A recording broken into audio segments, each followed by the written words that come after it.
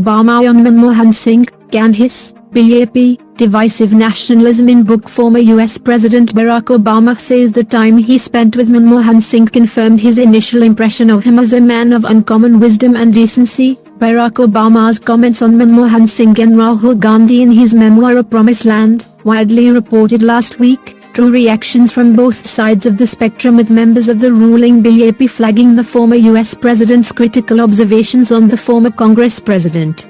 However, Mr. Obama's account of his India visit in the book, which covers his campaign for the White House and his first term between 2008 and 2012, also underscores his concern about divisive nationalism touted by the BJP.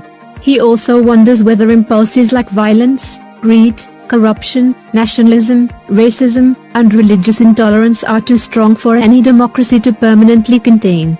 Noting India's transition to a more market-based economy in the 1990s, which, he says, led to soaring growth, a tech boom and a rising middle class, Mr. Obama writes, as a chief architect of India's economic transformation, Prime Minister Manmohan Singh seemed like a fitting emblem of this progress, a member of the tiny, often persecuted Sikh religious minority who had risen to the highest office in the land, and a self-effacing technocrat who'd won people's trust not by appealing to their passions but by bringing about higher living standards and maintaining a well-earned reputation for not being corrupt. He says the time he spent with Manmohan Singh confirmed his initial impression of him as a man of uncommon wisdom and decency. Mr. Obama writes that Dr. Singh had resisted calls to retaliate against Pakistan after the attacks, but his restraint had cost him politically.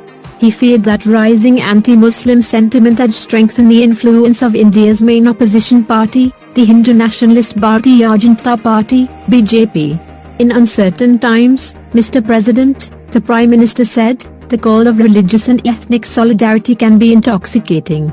And it's not so hard for politicians to exploit that, in India or anywhere else, he writes, quoting Dr. Singh. The former US president says at that moment he recalled the conversation he'd had with Václav Havel on his visit to Prague and his warning about the rising tide of liberalism in Europe. If globalization and a historic economic crisis were fueling these trends in relatively wealthy nations, if I was seeing it even in the United States with the Tea Party, how could India be immune? For the truth was that despite the resilience of its democracy and its impressive recent economic performance, India still bore little resemblance to the egalitarian, peaceful, and sustainable society Gandhi had envisioned. He says, India's politics, he notes, still revolved around religion, clan, and caste. Dr. Singh's elevation as Prime Minister, sometimes heralded as a hallmark of the country's progress in overcoming sectarian divides, was somewhat deceiving, he says.